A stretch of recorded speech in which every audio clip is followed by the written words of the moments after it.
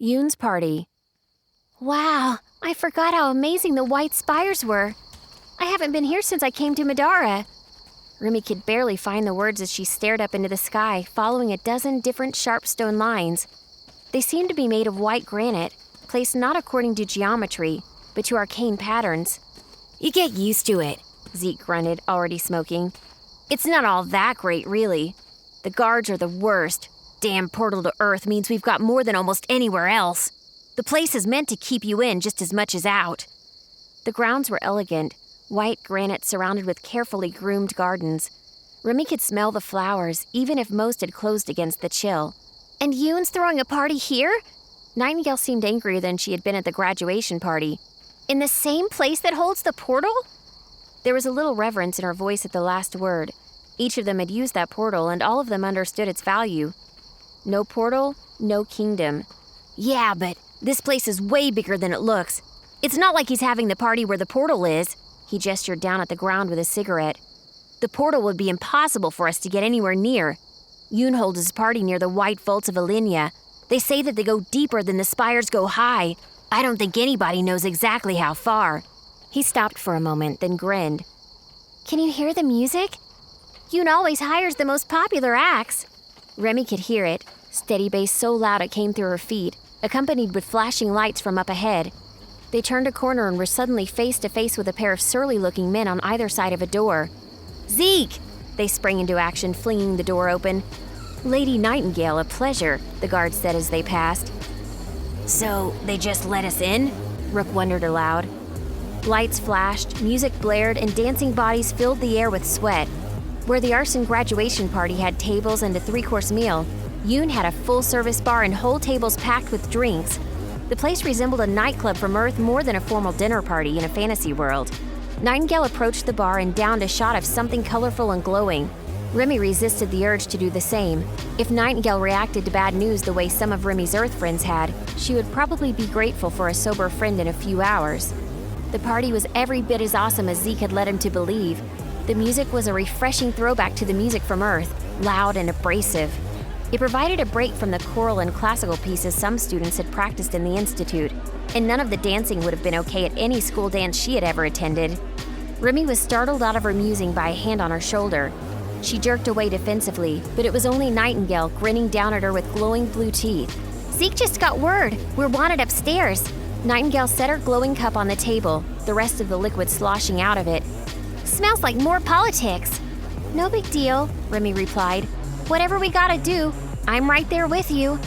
As they headed upstairs, Remy saw that Yoon Jong wasn't like the arson family. He didn't put a throne down where he could see the party unfold beneath his watchful eyes. Instead, he chose a table at the very center, where he could participate in the drama as easily as observe. Remy smelled him before she saw him. Like every kind of liquor Earth had ever invented, and many others it hadn't. Yoon separated himself from several attractive groupies, shoving out of the booth, staggering as he rose to his feet. Yoon was taller than Zeke, and wore an open jacket over a lean, muscled chest. His hair was styled, his face clean-shaven, and crystal jewelry glowed faintly around his neck. Nephew, Yoon smiled, opening his arms wide. I didn't expect you tonight. Institute graduation wasn't good enough? Zeke nodded. No one in Madara can throw a party like you. Truer words were never spoken. Your friends look lovely. He waved a hand with several glittering rings toward them, though he hardly seemed to see anyone besides Zeke. I wanted to acknowledge your presence before getting back to my proclivities. You kids enjoy yourselves. I would stay, but...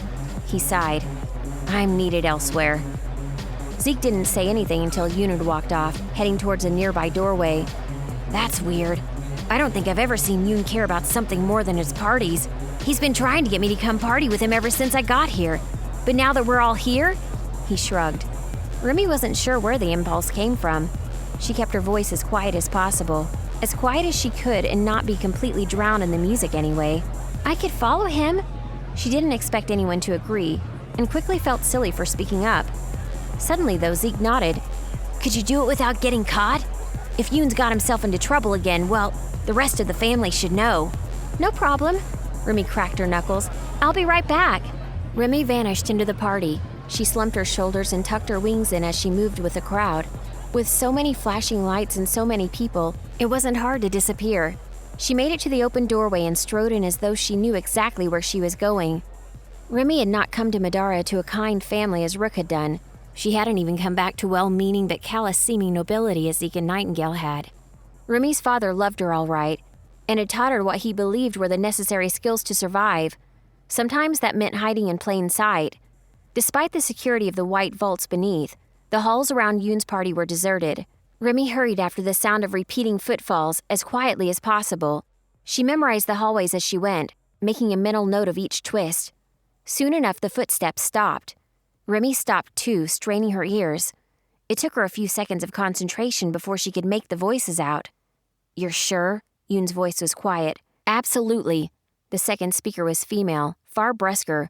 "We don't know how far he could have gotten by now." "You're positive someone didn't just forget to shut the door?" "Unfortunately." There was a hint of disgust in the woman's voice. "We don't make mistakes like that, sir." "What do we do about it?" Yoon's voice was a little louder, echoing through the halls. Remy took a minute to listen for any other noises, such as someone else coming from her direction.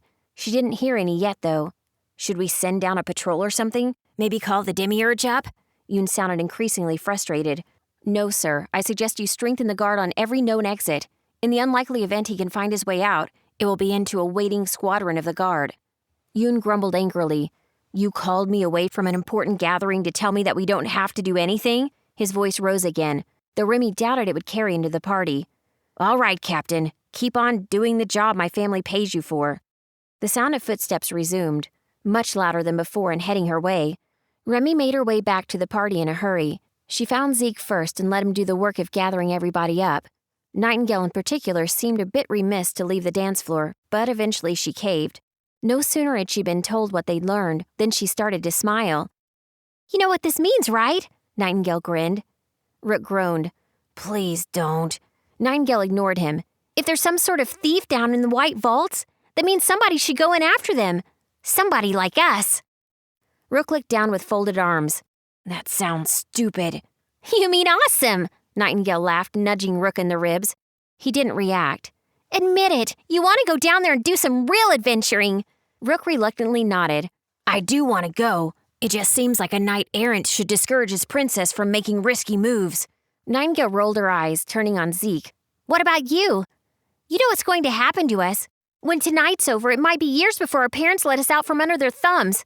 Give it a few decades and you might be married off to some cream puff to cement a stupid political alliance or whatever." She rested one hand on his shoulder, smiling at him with her huge green eyes.